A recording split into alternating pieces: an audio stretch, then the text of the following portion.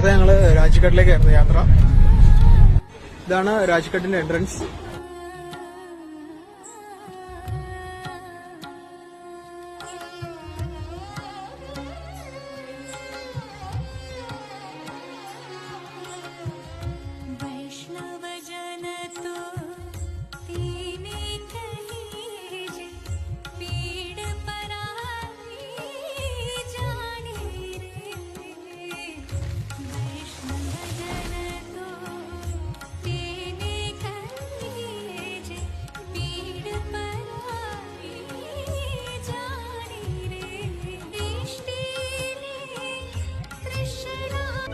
രാജ്ഘട്ടിൽ നിന്ന് ഇറങ്ങിയിട്ട് ഞങ്ങൾ നേരെ